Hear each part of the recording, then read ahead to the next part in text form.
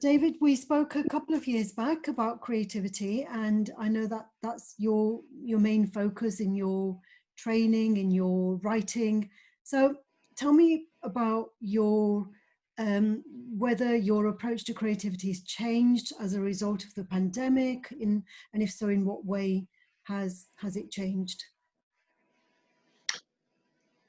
Well, I guess what has changed for me is that my approach has hardened in a way. Um, my whole take on this is that human beings can't help but be creative.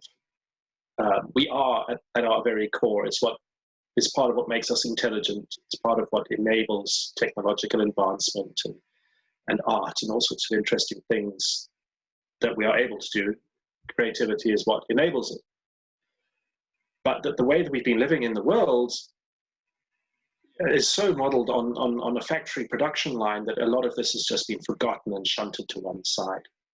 And what the whole COVID-19 pandemic has done is really thrust that into the spotlight and into focus. How ossified, fossilized attitudes and doing the same old thing over and over and over again is just not a sustainable way of living. And that if we do not re-embrace our creativity, become more flexible in our thinking and our approach, we really seriously actually run the risk of dooming ourselves as a species. So that's what's changed for me. I've become a little more hardcore about it all. And as a trainer, how important do you think your physical presence is to stimulate or to be a catalyst for creativity? You know, I'm assuming that, like myself, like many others, you're working online at the moment. So instead of being physically present, you're perhaps doing virtual seminars and trainings. And so in what respect is virtual presence? Is it just as good as physical presence? And if not, what are the differences? Well, as a trainer, for me, the most important thing has always got to be that the people who are in the room actually are there of their own free will because they perceived value in the offering and they wanted to be there and they have something they want to get out of it. On that level, I don't find there is any difference whatsoever between facilitating training online and face-to-face in person. But you know, obviously, I mean, you can see how I'm sitting now. You can't see my whole body. You can't read my whole body language. You most certainly would not be able to pick up on the sort of energy that I may radiate around certain points via an internet connection. So I think there are indeed limitations, but I don't think that there are limitations that are serious enough that it can prevent learning from happening. In my experience, the biggest stumbling block to anybody getting anything out of any training is coercion and being told they have to go and tick a box rather than spontaneously or from an internal motivation deciding that this is something they want to embark on. And I suppose, you know, maybe some of the work that you do with creativity is at the cognitive level, and perhaps at the cognitive level, the physical presence is not so important. Whereas if you were doing work that was more at the biological level, you know, maybe shifting people's energy states, do you think that that might make a difference, that it's easier to be virtual when we're just connecting at the intellectual, the cognitive level?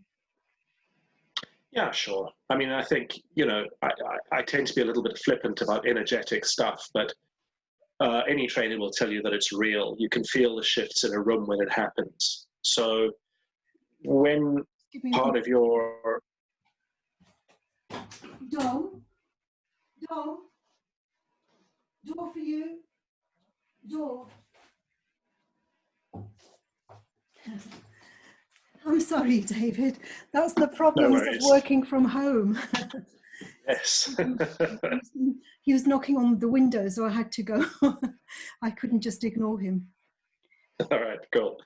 Yeah. Do you want to rephrase or do the question again, and then we can just start over? Yeah. So we were talking about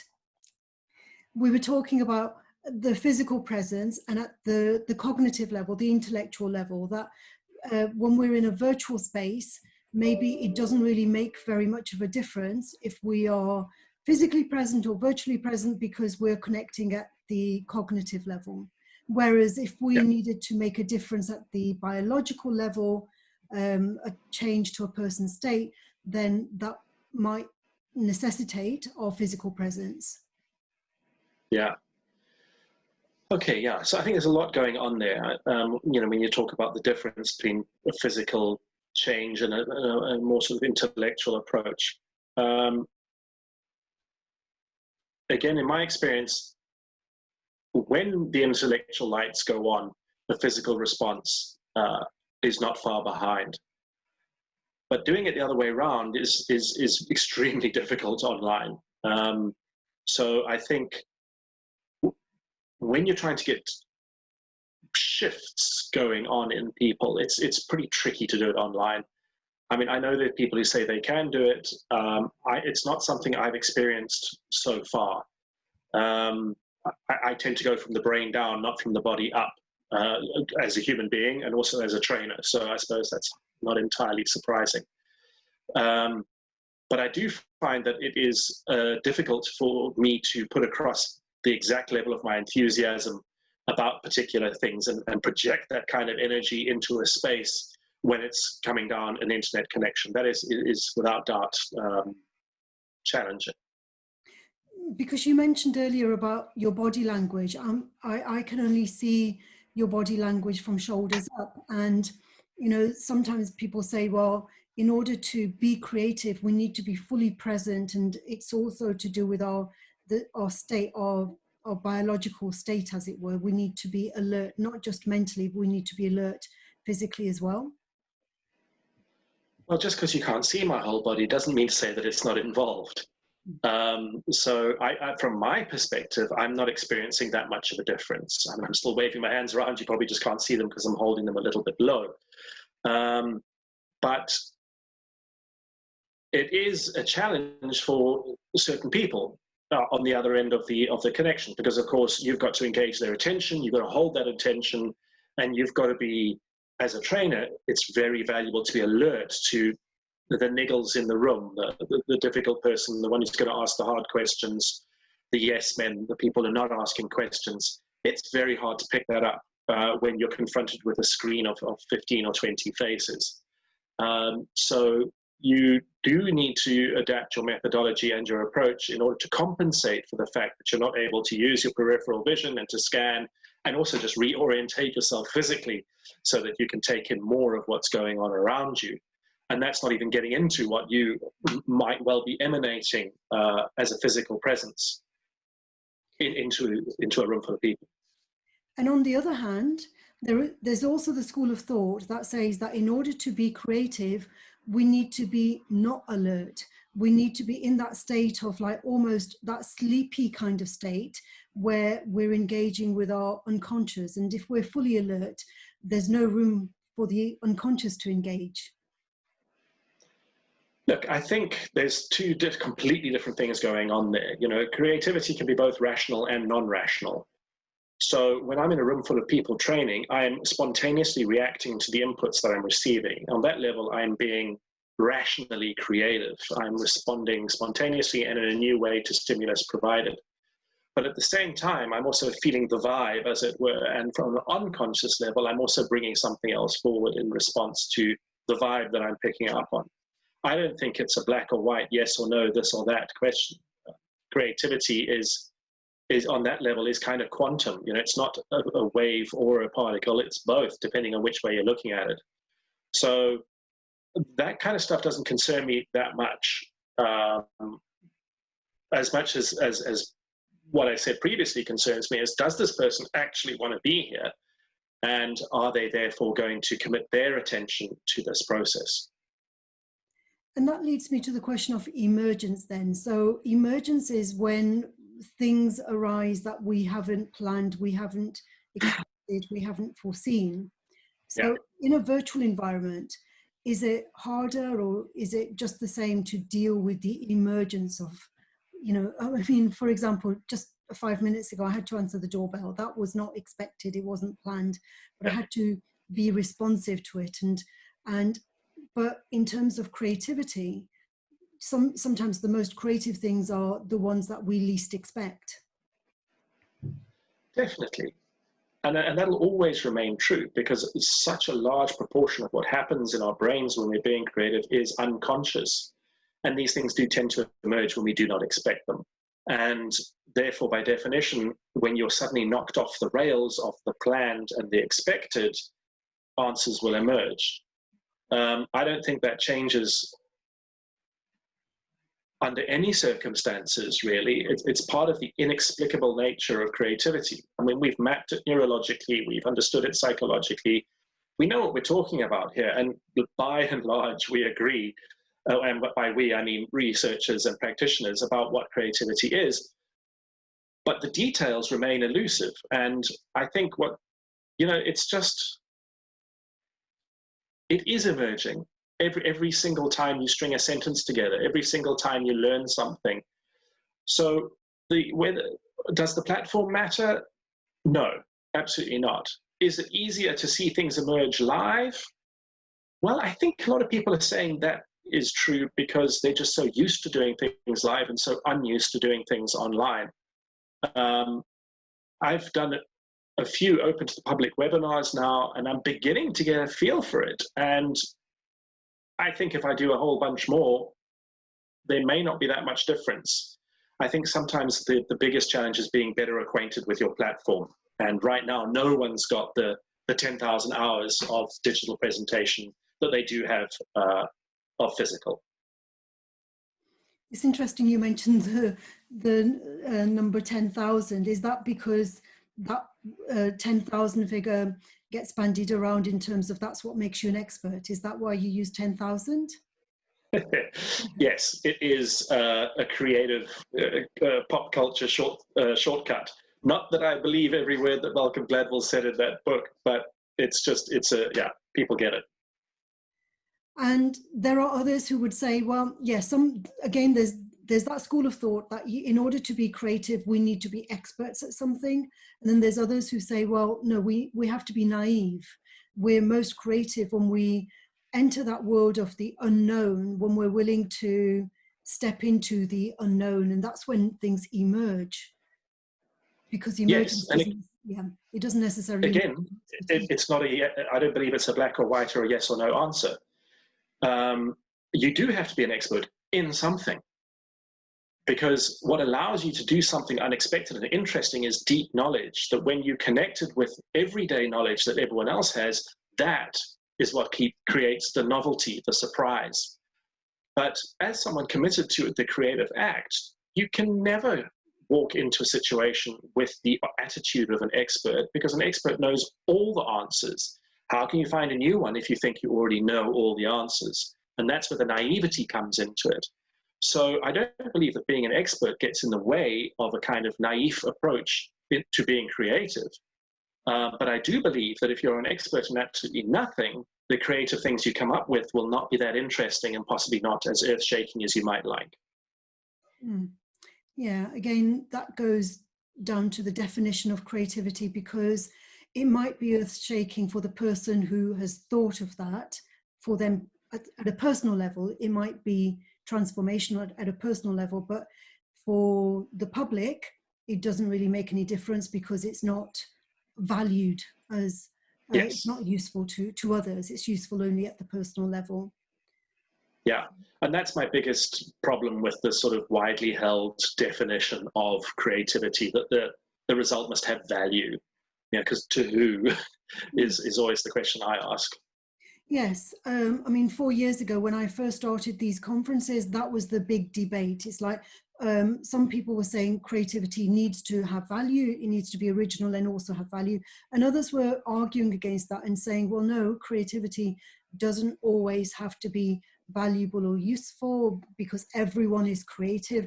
And then that's why, like this year, I thought focus on the theme of presence, because presence kind of encapsulates, you know, the fact that it's democratic, that every individual, every living being perhaps has the ability to be creative, because we are responsive, we respond to the environment around us, we adapt. And maybe that process of adaptation is a creative process most of the time. Yeah, I believe so, because I mean, even if you learn something new today, in your brain, you're creating a new synaptic pathway. On that brute physical level, it's creative, let alone the changes in perception and therefore of your approach and your way of seeing the world that might result from that particular experience. I think the science has proved beyond a shadow of a doubt that we are all creative. But the scientists have yet to agree on what that exactly means. And in my work and with what I'm doing, frankly, I don't care. What I'm interested in is exactly this idea of presence and emergence, because I feel that by denying our creative selves, by insisting on defining it as art, as something only done by those who are marginally mentally well, and who are some way weird, is in fact a means of control that's stripping people of their ability to define their own truths, define their own environments, and take control of their own destiny. And I think fighting over the fine print of the definition of creativity doesn't help liberate us from the tyranny of everyday boringness that we currently exist under. Yeah, absolutely. Yeah, that's why I use the word democratic, because there are these schools of thought. There's the democratic view and there's the elite view of creativity. The elite view saying that no, only a very small number of people are talented enough to be called creative. And what we're agreeing on is that no, it's democratic. Every individual has an equal opportunity, at least, to be creative. Yeah. They might not express their creativity equally, but they have that opportunity to do so, or they have the potential to do so. So what is, yeah, go ahead, David. No, it's fine. Ask a question. I was going to diverge hugely, so let's not do that. I was going to ask you about impact. So you advocate presence and emergence, and what is impact for you, and in what way does impact transform presence? My goal is to have the kind of impact on people's lives that pushes them into making changes that they've always kind of secretly dreamt about but never dared to act on. Presence gives me the potential to have that kind of impact in people's lives. Without presence, people don't register me on the horizon. There's no flicker on the radar. It's difficult to cut through the clutter of all the noise that we exist in. So having presence allows one to deliver impact, and having impact is definitely part and parcel of having presence. So again, the whole thing is a very messy, tangled ball of twine, really. And I think if as a trainer you're not focused on having impact, I'm not too sure what your message is. And I see the slogan behind you: rebel, reject, create. And even a slogan, the presence of a slogan can have an influence. It's a stimulus, isn't it? It can create ideas, and we can either agree with that slogan or we can disagree. It can have we can respond to it in a way that we sympathize with that, or we can feel threatened by it. There's all sorts of responses that can go. So, let's talk about that, the slogan. So rebel, reject. Some people would say that creativity is about embracing. It's about, the incremental beneficial change. And other people would believe, no, you have to be radical in order to be, make that big change, the radical changes. So how do you discern which is the most appropriate response, I suppose? Is it to embrace or is it to reject? Again, I don't see them as opposites or even disconnected. The slogan is deliberately provocative for exactly why all the reasons you just listed. I'm not particularly interested in people wanting to engage with me because they think I'm going to pussyfoot around certain ideas. So the rebel, reject, create slogan is deliberately provocative in order to get people to either get angry and want to fight about it and understand, and take me on about what I mean, or it's because it resonates deeply with people who then also want to find out more about what I mean. At the end of the day, the result always is a dialogue. And that's why I've gone for it. And I've also gone for that particular kind of, pirate rebel kind of stylization. because in essence, actually, it's nowhere near as provocative as what it may appear to be. Literally, what I'm saying is rebel. Like, don't just do what you've always done. Rebel against yourself. Break the mold. Think out the box. Good grief, do I dare use that phrase? And then reject. Break the rules.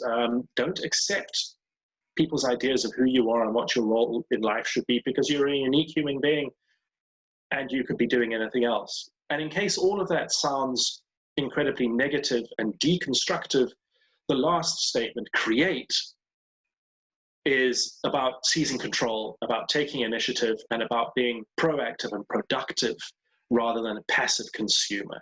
So, it's not all anarchy and Molotov cocktails and burn the bridges and to hell with the rest.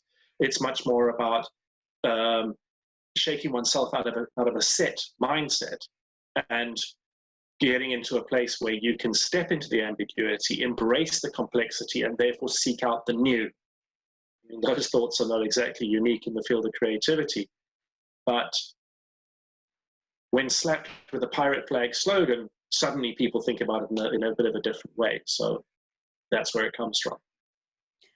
And I suppose you would attract a certain kind of people to your trainings with that slogan. Would you say that's accurate? That obviously the slogan would not be let's say Black Lives Matter. That's another slogan that will that's led to emergence of a whole international movement, and it attracts people who sympathize with that cause, and it rejects others who don't sympathize with that cause. Again, it's a very powerful slogan, but it doesn't it doesn't attract everyone. No, it doesn't, but it does set a lot of people to thinking. So I'm not scared of that polarization because everything in this world is polarized and is polarizing, or is polarizable, let's put it that way. People are so programmed into thinking of things as black and white, right or wrong, good or bad, that they're going to react to that no matter what I present. And in order for me to be present and authentic as possible, I took the decision to no longer sugarcoat my presence or my projection by softening those edges in order to attract more of a certain kind of client. I do have people who make inquiries, but who you wouldn't expect, blue-suited corporates, precisely because they are suddenly aware of the fact that the world is changing really fast, and maybe what they do need is a little bit more diversity of thought. I'm waving my freak flag here in order to advertise that diversity of thought.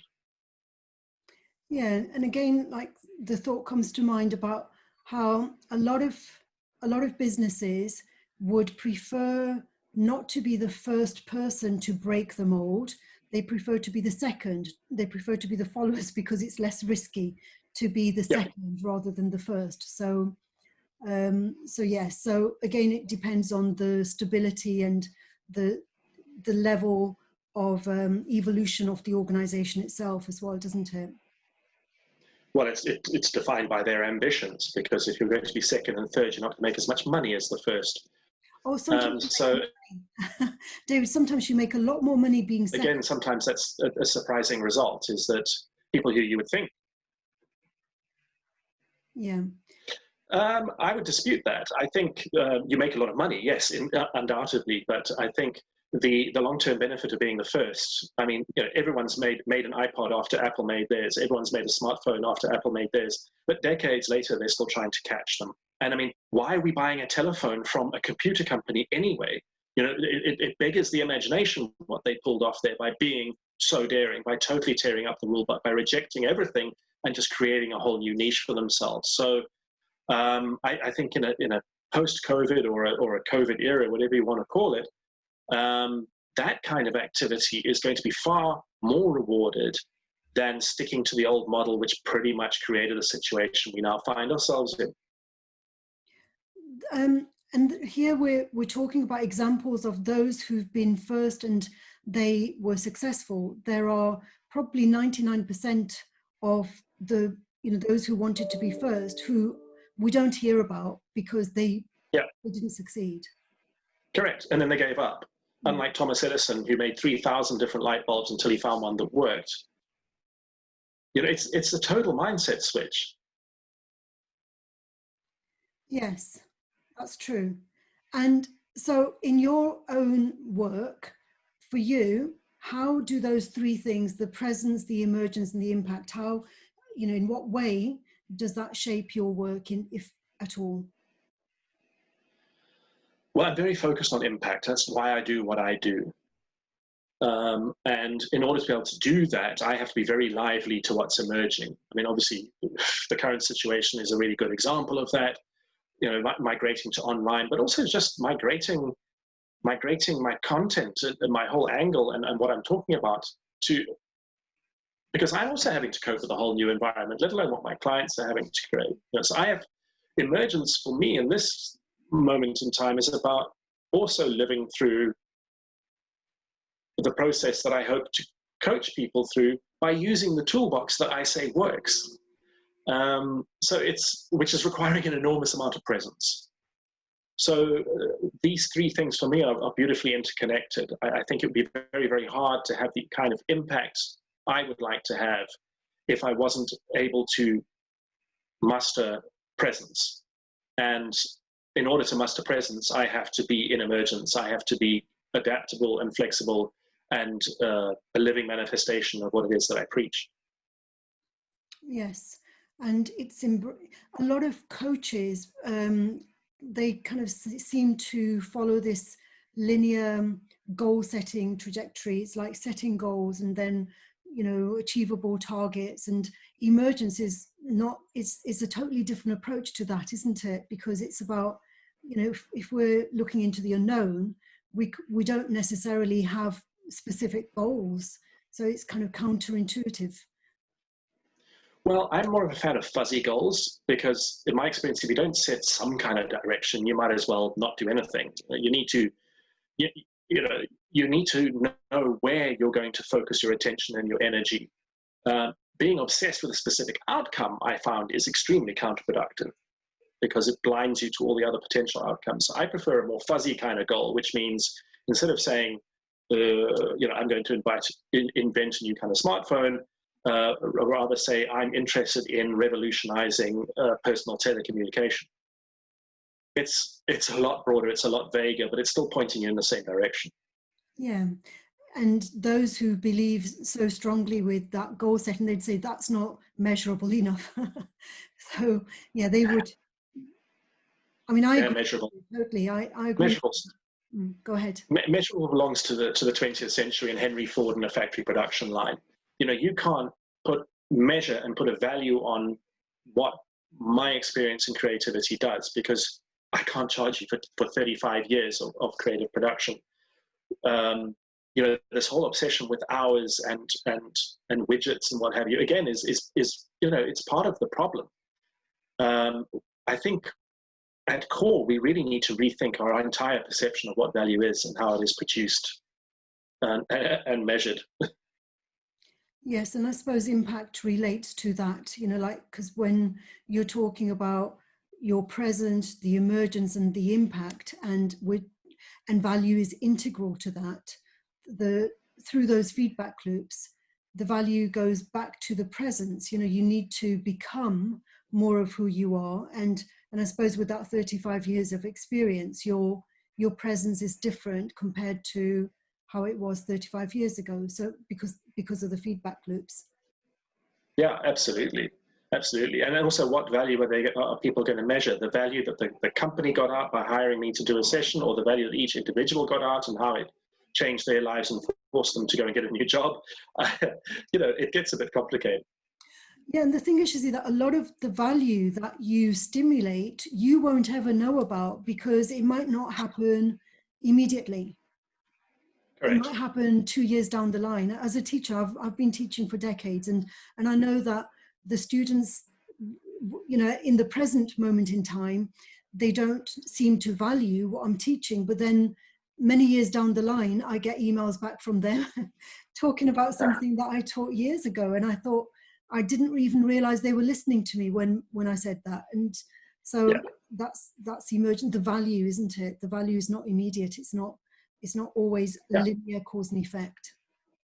Exactly. And we kind of addicted to instant return on gratification, right? So that's also a difficult one for management to swallow, that there is no instant gratification. There is no, well, I mean, sometimes there is. It's not impossible, but quite often it's exactly what you just said. It's a percolator effect, which takes time. And in a way, as a trainer, you become like an alchemist. You're creating this change around you, and at the same time, that change around you is having an impact on yourself, and you're becoming transformed at the same time. Otherwise, you would still be doing what you were doing 35 years ago if you hadn't transformed. Yeah. Every training experience is three-way. I mean, it's a training cliche, right? You learn from me, I learn from you, and we all learn from each other. It's, you know, each session massively impacts on what I do in the next sessions. It's unavoidable. Yes, excellent. So, final points then, David. You know, just to sum up, for you, what is most important regarding creativity, presence, emergence, and impact? I think what's most important is for us as a society to disconnect this negative prejudice we have about what creativity is and who is creative and who's allowed to be creative, and to just accept that actually, you know, everyday creativity is a thing and we're all capable of it and we should embrace it instead of demonizing it. Because what is required right now is presence and is emergence, because the long-term impact of the absence of these things has put us in a place which is not desirable. I mean, forget COVID, just look at the extremes of Western capitalism and the you know, the terrible things that it has caused all over the place, as well as the good things. But it's time we grew up and moved on to the next thing, and we're in danger of getting very, very stuck. So I think in order to be able to emerge from where we are and to embrace change, we need to activate our creativity so we can have a greater impact. Okay, excellent. Well, thank you very much, David. It's been a pleasure speaking with you. And I'll speak. Cool. Thank you very much for inviting me again. Okay, bye for now. Bye-bye.